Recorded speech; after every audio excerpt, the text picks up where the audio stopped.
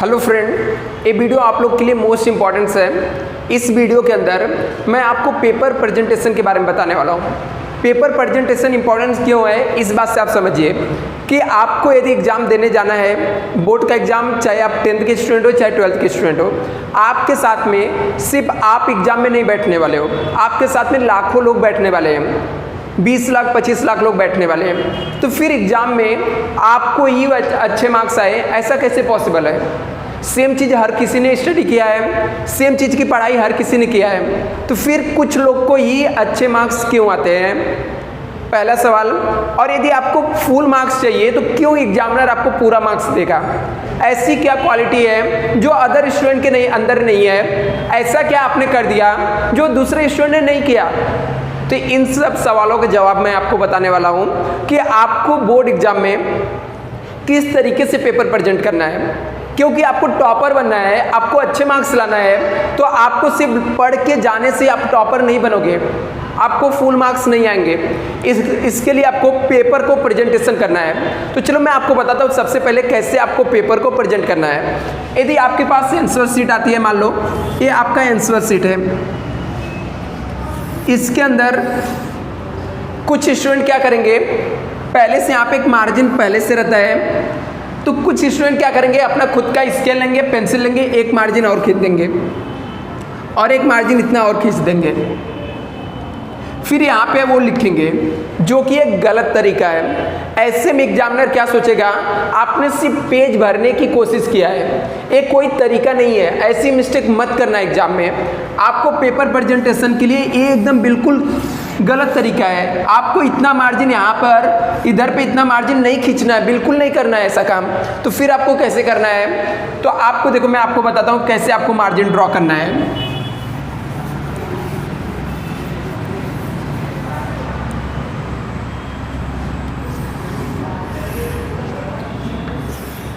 ये आपका answer sheet है, यहाँ पर आपको पहले से मार्जिन दिया हुआ है, आपको मार्जिन ड्रॉ करना है। ऐसा नहीं कि नहीं करना है, लेकिन आपको मार्जिन बहुत ही कम मार्जिन में ड्रॉ करना है। मीन्स जिसके अंदर हम लोग 1, 2 ऐसे नंबर लिख सके, सिर्फ इतना मार्जिन ड्रॉ करना है। सेम यही काम आपको यहाँ पर मार्जिन ड्रॉ करना है, एकदम छोटा सा आपको मार्जिन ड्रॉ कर देना, पहला काम। सेकेंड थिंग, अभी पेपर को किस तरीके से आपको लिखना है। फॉर एग्जाम्पल मान लो क्वेश्चन नंबर 1 जो है आपका ऑब्जेक्टिव टाइप क्वेश्चन है, मतलब फिलिंग द ब्लैंक्स आपको पूछा गया है, और उसके अंदर क्वेश्चन ये आपको यहाँ पे देखो, क्वेश्चन मैं लिख देता हूँ। मान लेते हैं यहाँ पे आपको ये क्वेश्चन दिया, क्वेश्चन नंबर 1 जो है 1 है, इसके अंदर एक ए क्वेश्चन है जिसके अंदर आपको फिलिंग द ब्लैंक्स लिखना है, फिलिंग द ब्लैंक्स लिखना है। तो अभी कैसे आपको पेपर प्रेजेंट करना है? सबसे पहले यहाँ पे आपको क्वेश्चन नंबर लिखने के लिए दिया रहेगा, यहाँ पे आप लिखो क्वेश्चन नंबर 1A। यहाँ पर तो आपने लिख दिया, इसके बाद आप बीच में आइए, मिडल में आइए, मिडल में आके बड़े में आप लिखिए क्वेश्चन नंबर 1A। आपने लिख दिया, इसको अंडरलाइन करिए, जिससे एग्जामिनर को पता चले कि यदि बाई चांस ये चीज़ें वो नहीं देख पा रहा है, तो एटलीस्ट यहाँ से इसको देखकर जो पेपर चेक करने वाला रहे एग्जामिनर, उसको पता चले कि आपने कैसे यहाँ पे लिखा है। क्वेश्चन नंबर 1A मॉडरेटर को पता चलना चाहिए। अभी वापस से यहाँ पे लिखिए आप आंसर 1A, अंडरलाइन कर दीजिए। आपको फुल मार्क्स चाहिए ना, जैसे मैं बोल रहा हूँ इस तरीके से पेपर प्रेजेंट करिए। अभी क्वेश्चन नंबर 1A में पहला क्वेश्चन है आपको फिलिंग द ब्लैंक्स का, तो आपके जो भी क्वेश्चन है उसके नंबर यहाँ पे 1 लिखिए, यहाँ पर आप पूरा क्वेश्चन लिखिए, जैसे यहाँ पे लिखा रहेगा शेयर होल्डर। फॉर एग्जाम्पल मैं ले रहा हूँ, आप लोग अपने मन से जो पेपर में आपको दिया रहेगा, shareholder are the dash of company, ठीक है। मान लो ये आपको क्वेश्चन दिया हुआ है, तो आप क्या करो, यहाँ पे आपका आंसर यहाँ पे ओनर है, तो यहाँ पे ओनर लिखिए और उसको आंसर लिखकर यहाँ पे 2 बार अंडरलाइन कर दीजिए। क्वेश्चन नंबर 2 यहाँ पर लिखिए सेम, जहाँ पर जो आपका फाइनल आंसर रहेगा उसे 2 बार अंडरलाइन करिए। क्वेश्चन नंबर 3 लिखिए, जहाँ राइट है उसको 2 बार अंडरलाइन करिए जो आपका आंसर है। क्वेश्चन नंबर 4, क्वेश्चन नंबर 5, ऐसे सबको 2-2 बार क्या करना है, आपको अंडरलाइन करना है। अभी आपका एक क्वेश्चन नंबर 1A में 5 क्वेश्चन थे, पांचों आपने लिखा, सबको अंडरलाइन कर दिया। ठीक है। अभी हम लोग क्या करेंगे, एक पेज पे आपको सिर्फ क्वेश्चन नंबर 1 का ए अटेम्प्ट करना है। हर एक क्वेश्चन के बीच में एक एक लाइन छोड़ दीजिए, जिससे चीज़ें क्लियर दिखेगा। एग्जामिनर जब जो आपका मॉडरेटर रहेगा, जब पेपर चेक करेगा, तो आपका ये सेंटेंस पढ़ने नहीं बैठेगा। आपने जो फाइनल आंसर लिखा, जो अंडरलाइन किया, उसको राइट करेगा। आप जितना अपने सुपरवाइजर को आप क्या करोगे, चीज़ें सिंपल करके दोगे, उसका टाइम सेव करोगे, उतने अच्छे आपको मार्क्स मिलेगा। सेकेंड थिंग, यदि आपको फुल मार्क्स चाहिए तो आप ट्राई करो जो आपके ऑब्जेक्टिव क्वेश्चन है 15 से 20 मार्क के, वो पूरे राइट हो। वो क्या होने चाहिए, आपके फुल राइट होने चाहिए। अभी हम लोग आते हैं यहाँ पे क्वेश्चन नंबर मान लो 2 आपको अटेंड करना है यहाँ पे, तो आप सेकेंड पेज पे जाइए। एक पेज पे एक क्वेश्चन को आपको अटेम्प्ट करने हैं। क्वेश्चन नंबर 2 मान लेते हैं कि मान लेता हूँ ट्रू फॉल्स आ गया, तो आप वहाँ सेकेंड पेज पे जाने के बाद यहाँ पे वापस से लिखिए क्वेश्चन नंबर 1 का बी यदि है तो यहाँ पे 1 का बी लिखिए, वापस यहाँ पे लिखिए क्वेश्चन नंबर 1 बी, अंडरलाइन करिए, यहाँ पर वापस से लिखिए आंसर 1 बी, राइट। अभी यहाँ पे आपको ट्रू फॉल्स लिखना है, तो यहाँ पे 1 जो सेंटेंस रहेगा सेंटेंस लिखिए, यहाँ पे लिखिए आंसर, ट्रू है तो ट्रू लिखिए और इसको भी अंडरलाइन करिए। क्वेश्चन नंबर 2 लिखिए, जो सेंटेंस रहेगा ट्रू है तो ट्रू लिखिए। कुछ स्टूडेंट मालूम कैसे लिखेंगे, ऐसे टी लिख देंगे, कुछ स्टूडेंट सिर्फ एफ लिखेंगे, कुछ तो ऐसे लिखते समझता ही नहीं को ट्रू है कि फॉल्स है, तो ऐसी मिस्टेक बिल्कुल ना करें। सेकेंड थिंग, कोई भी एमसीक्यू, कोई भी ऑब्जेक्टिव टाइप का क्वेश्चन कट करके वापस से ना लिखे। पहली बार में आपको राइट लिखना है, उसको कट करके वापस से आप राइट लिखोगे तो ऐसे क्वेश्चन का कोई भी मतलब नहीं है। आपको क्वेश्चन को 1 टाइम में राइट लिखना है, आपको कट करके बिल्कुल नहीं लिखना है। इस क्वेश्चन को आपको क्वेश्चन को क्या करना है, 1 टाइम में आपको राइट लिखना है। और ट्रू है तो प्रॉपर ट्रू लिखिए और उसको अंडरलाइन करिए। फॉल्स है तो प्रॉपर फॉल्स लिखिए, टी या एफ लिख मत लिखिए, या टी एफ ऐसे मत बनाइए। कुछ स्टूडेंट को लगता है चलो हम लोग क्या करते हैं, जो मॉडरेटर रहेगा या जो एग्जामिनर रहेगा पेपर चेक करने वाला है, उसको हम लोग क्या करते हैं, उसको मूर्ख बना देते हैं। वो कौन सा पढ़ा लिखा है, उसको कुछ तो आता ही नहीं। तो ऐसी गलती मत करिए, वो पढ़ा लिखा है, आप क्या लिखते हो उसको एक नज़र में समझता है। आप सही लिख के दोगे, सिंपल तरीके से लिख के दोगे तो आपके पूरे मार्क्स आएंगे। नेक्स्ट पॉइंट पे आते हैं हम लोग, फिलिंग द ब्लैंक्स में क्या मिस्टेक करते हैं स्टूडेंट। हमेशा यहाँ पे मार्जिन रहेगा, मैं मार्जिन का बता दिया हूँ कि आपको बस एक छोटा सा मार्जिन खींचना है यहाँ पे। अभी क्वेश्चन नंबर यहाँ पे 1 का सी मान लो आपको मैच द कॉलम दिया हुआ है, तो यहाँ पे क्वेश्चन नंबर 1 का ए आपने लिखा है, यहाँ पे आंसर 1 का ए आपने लिखा 1। यहाँ पे जो भी आपका रहेगा, जैसे मान लो यहाँ पे शेयर्स है, तो यहाँ पे जो राइट आंसर रहेगा ना, आपका आंसर जो रहेगा यहाँ पे लिखने का। यहाँ पे जो आपको क्वेश्चन दिए रहेंगे, कुछ स्टूडेंट ऐसे करके मैच करते, ठीक है, ये बिल्कुल गलत है। आपको ऐसा काम नहीं करना है, आपको ऐसे मैच नहीं करना है।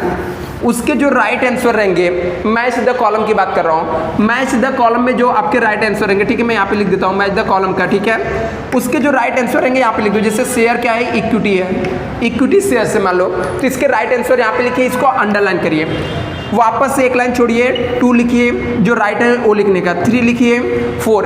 एक पेज पे हमेशा एक क्वेश्चन को अटेम्प्ट करिए, चाहे वो सब क्वेश्चन ही क्यों ना हो। मेरा मानना है कि जितना सिंपल, जितना क्लीन, जितने अच्छे से लिख के दोगे उतने अच्छे आपके मार्क्स आएंगे। अभी हम लोग आते हैं कि यदि आपको एग्जाम में शॉर्ट नोट्स, डिस्टिंग्विश या लॉन्ग आंसर पूछा गया तो इसको कैसे प्रेजेंट करना है।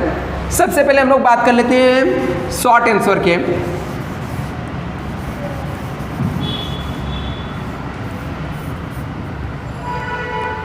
अभी हम लोग यहाँ पे देखते हैं, मान लेते हैं यहाँ पे क्वेश्चन नंबर 2 आपसे पूछा गया, ठीक है, क्वेश्चन नंबर 2 में आपको शॉर्ट आंसर पूछा गया, तो यहाँ पे मैं लिखता हूँ क्वेश्चन नंबर 2 का ए मैं अटेंड करने जा रहा हूँ, तो इसको 2 का ए लिखा, मैंने अंडरलाइन किया। यहाँ पे आंसर में लिखा 2A। आपको शॉर्ट आंसर पूछा गया है, फॉर एग्जाम्पल मान लो 5 मार्क्स का पूछा गया है या 2 मार्क्स का, कितने का भी पूछा जा सकता है, तो उसके हिसाब से आपका लेंथ भी होना चाहिए। 5 मार्क्स का क्वेश्चन है तो कम से कम 1.5 पेज आप लिखिए। यदि 2 मार्क्स का है तो एटलीस्ट हाफ पेज आप उसको लिखने की ट्राई करिए। और वो भी कैसे लिखना है, कुछ भी मत लिखिए, पेपर को प्रेजेंट अच्छे से करिए। आप मैटर लिखिए, अपने लैंग्वेज में लिखिए। अपने लैंग्वेज में लिखना मीन्स क्या, इंग्लिश में लिखना, उसको हिंदी में मत लिखना चालू कर दीजिए। और घर की भाषा मत यूज करिए, उस सब्जेक्ट से रिलेटेड जो लैंग्वेज रहेगा उसी लैंग्वेज को आपको लिखना है। क्वेश्चन नंबर 2 का ये कैसे लिखना है, जैसे फॉर एग्जांपल यहाँ पे पूछा गया आपको कि एक्सप्लेन दिस शेयर क्या है, ठीक है, explain features of equity shares ऐसा पूछा गया। यहाँ पे सिर्फ पूछा जा रहा है explain features of equity share, तो आपको सिर्फ फीचर्स नहीं लिखने हैं, आपको क्या करना है, यहाँ पे सबसे पहले मीनिंग लिखना है। और लिखना कैसे, मीनिंग लिख के यहाँ पे अंडरलाइन किया आपने, यहाँ पे कॉलम दिया आपने, यहाँ से नीचे से लिखना शुरू करिए। यहाँ पे लाइन इतना ब्लैंक रहना चाहिए, यहाँ पे मीनिंग लिखा, अंडरलाइन किया आपने 2 बार, यहाँ तक आपने लिखा, ठीक है, मीनिंग हो गया, एक लाइन छोड़ दीजिए। अभी फीचर से पूछा ना, तो यहाँ पे फीचर लिखिए, फीचर को अंडरलाइन करिए, लिखिए the following features of equity shares, the following features of equity shares. उसके बाद यहाँ पे 1 पॉइंट पहला लिखिए, जैसे वहाँ पे लिखा है आपको कि वो क्या रहते हैं, मेन ओनर्स रहते हैं, या डिविडेंड के बारे में लिखना है। आपका पॉइंट से डिविडेंड, इसके अंदर आप पॉइंट नंबर 1 डालें डिविडेंड, इसको अंडरलाइन करिए। कॉलम दिया आपने, यहाँ से नीचे से लिखना शुरू करिए, कम से कम 3 से 4 लाइन में आप इसे एक्सप्लेन करिए, ऐसे शॉर्ट आंसर। अभी मान लो 2 मार्क्स करेगा तो 3 पॉइंट एक्सप्लेन करिए, यदि 5 मार्क्स करेगा तो कम से कम 6 से 7 पॉइंट आप इससे क्या करिए, एक्सप्लेन करिए।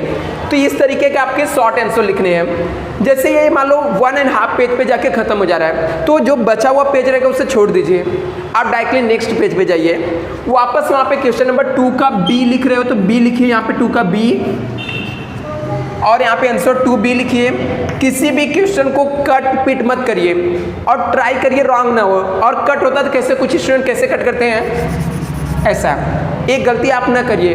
बचपन से आप लोग ये गलती करते आ रहे हो, इसीलिए आपके कम मार्क्स आ रहे हैं। तो ये मिस्टेक भी आपको नहीं करना है। यदि मान लो पहली बात तो मिस्टेक करो मत, यदि छोटी मोटी मिस्टेक हो गया तो कट मत करो। कट करोगे पेपर चेक करने वाले जो एग्जामिनर रहेगा, मॉडरेटर, उसका ध्यान वहाँ पे जाएगा, फिर उसके आजू बाजू के हर एक चीज़ को स्टडी करेगा, पढ़ेगा।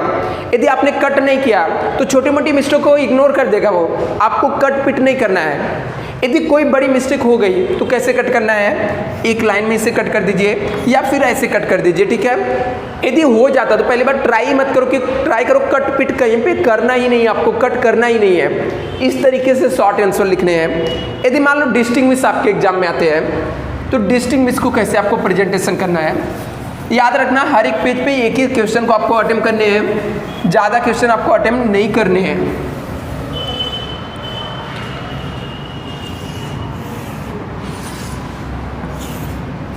ये आपके पेपर है, आंसर शीट है, ये आपकी मार्जिन है।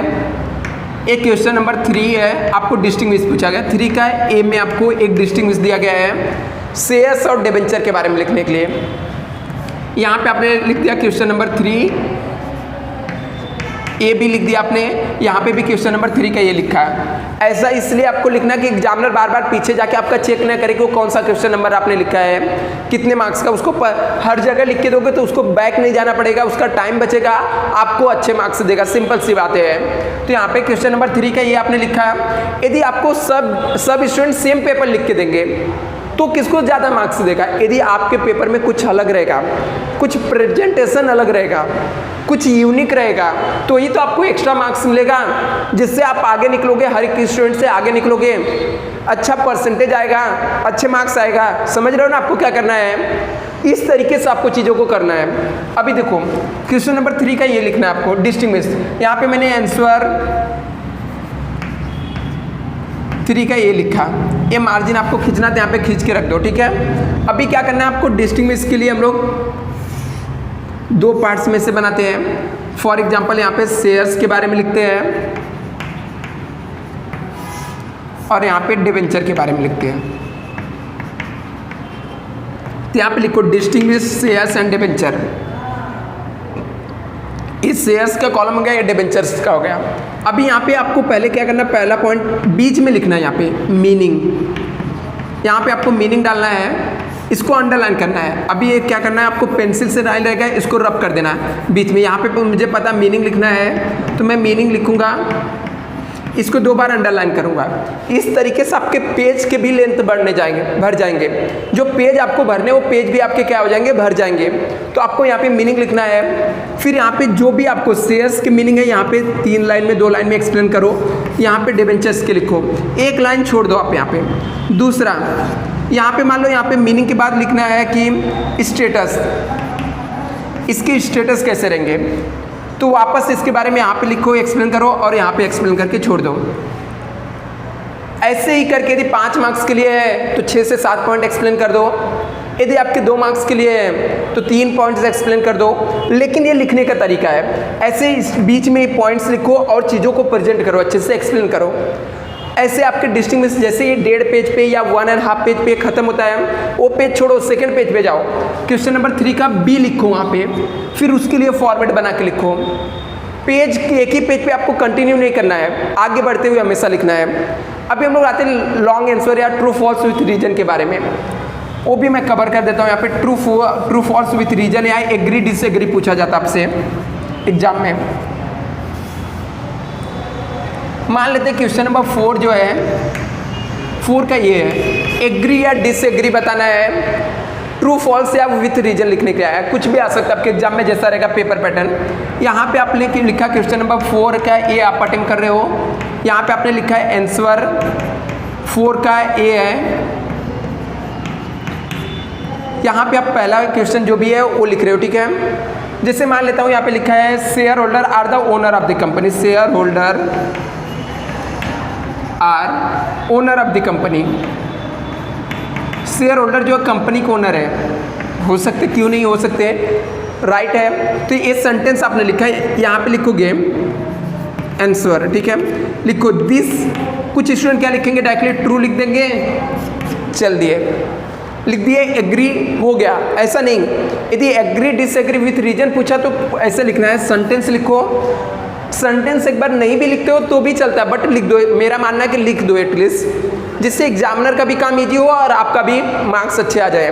तो यहाँ पे आपको क्या करना है, लिखना है दिस स्टेटमेंट आर ट्रू, मतलब ये स्टेटमेंट ट्रू है या फॉल्स है, ट्रू है या फॉल्स, ऐसा लिखो, ठीक है। स्टेटमेंट आर ट्रू या फॉल्स, ट्रू रहेगा तो ट्रू लिखो, अंडरलाइन करो। फिर यहाँ पे रीजन, हेडिंग डालो, लिखो the following reason, following reasons explain, ठीक है। फिर उसके बाद आपको जो रीजन पता रहे उसके बारे में पॉइंट वाइज लिखो, पॉइंट वाइज लिखो। यहाँ पे पॉइंट में रीजन लिखोगे, 4 से 5 पॉइंट में एक्सप्लेन करो। पॉइंट में लिखोगे, मार्क्स काउंटिंग में मिलेगा। 5 पॉइंट्स लिख के 5 मार्क्स का है सम, 4 मार्क्स 3 मार्क्स आपको कहीं नहीं गया है, एग्जामिनर आपको दे देगा। इसलिए इसको पॉइंट्स में क्या करना है, आपको एक्सप्लेन करना है। नेक्स्ट आते हैं, यदि लॉन्ग आंसर आएगा तो कैसे लिखना है आपको। सेम जैसे शॉर्ट आंसर के बारे में बताया वैसे ही क्वेश्चन नंबर मान लेता हूँ 6 आपका लॉन्ग आंसर है, इसके अंदर एक ही क्वेश्चन अटेंड करने हैं, क्वेश्चन नंबर 6 का ये। तो सबसे पहले आप यहाँ पे लिखोगे आंसर 6 का ए, यहाँ पे आप लिखोगे मीनिंग, जिसके बारे में पूछा मीनिंग जरूर लिख दो। मीनिंग लिखा आपने, याद रहे तो डेफिनेशन लिखो। जैसे शेयर्स का मीनिंग लिखा आपने, फिर लगता है आपको शेयर्स के डेफिनेशन भी आता है तो डेफिनेशन भी लिखो। लिखना कहाँ से, नीचे से शुरू करना है, एरो मारा मैंने, यहाँ से लिखना शुरू करना है। चलो आप लोग यहाँ पे कंफ्यूज ना हो जाओ, इससे मैं वापस से बता देता हूँ। आप यहाँ पे लिखोगे मीनिंग, यहाँ से, ठीक है, ये एरो मारा ना, इसके नीचे से लिखना स्टार्ट करो, ज़्यादा नहीं, 3 से 4 लाइन एक्सप्लेन करो। फिर डेफिनेशन, 1 लाइन छोड़ के डेफिनेशन अंडरलाइन करो, यहाँ से लिखना स्टार्ट करो। ये हो गया। इसके बाद मान लो फीचर्स पूछा गया, मीनिंग डेफिनेशन हो गए, अभी आपको फीचर्स पूछा गया है तो नीचे, इसके नीचे आप सेकंड पेज पे गए या इसी पेज के नीचे आपके पास जगह बचा हुआ है, हमेशा एक पॉइंट को कवर होने के बाद 1 लाइन जरूर छोड़े, जिससे चीज़ें अच्छी दिखेगी, प्रॉपर प्रेजेंटेशन में रहेगा चीज़ें। तो अभी आपको क्या करना है, मान लो फीचर्स लिखना है तो फीचर्स यहाँ पे हेडिंग डालें, अंडरलाइन किए तो लिखो द फॉलोइंग फीचर्स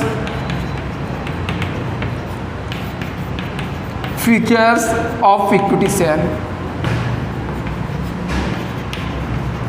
ऐसा लिखा आपने। इसके बाद इसके पॉइंट, ये जो कॉलम आपने ड्रॉ किया था इसके अंदर पॉइंट लिखिए। जैसे पॉइंट 1 मान लेता हूँ, यहाँ पे इनकम हेडिंग आ गया तो यहाँ पे इनकम डाला, इसको आपने 2 बार अंडरलाइन करें यहाँ पे सेमी कॉलम में, और यहाँ से लिखना शुरू करें। 3 से 4 लाइन में एक्सप्लेन करें, वापस से 1 लाइन छोड़े, वापस से सेकेंड पॉइंट। ऐसे करके यदि आपको 10 मार्क का क्वेश्चन है तो 12 पॉइंट तक लिख दीजिए, 8 मार्क्स का क्वेश्चन है तो 10 पॉइंट्स तक लिख दीजिए। तो ये प्रॉपर वे है जिससे आप पेपर प्रेजेंट करके आप फुल मार्क्स ला सकते हो। एटलीस्ट फुल नहीं तो आपको 80% 90% जो आपका टारगेट है उसे स्कोर कर सकते हो। लेकिन आपके पढ़ाई से कुछ नहीं होगा जब तक आप पेपर को अच्छे से प्रेजेंट नहीं करके आओगे। इसलिए आप पेपर को अच्छे से प्रेजेंट करो। कुछ डाउट रहे, कुछ कन्फ्यूजन रहे तो आप लोग कमेंट करके बताओ। यदि चीज़ें आपको अच्छी लगती है तो अपने फ्रेंड के साथ भी शेयर करो और वीडियो को लाइक भी कर दो। और यदि आप लोग चैनल पे पहली बार हो तो चैनल को सब्सक्राइब कर लो। Thank you so much.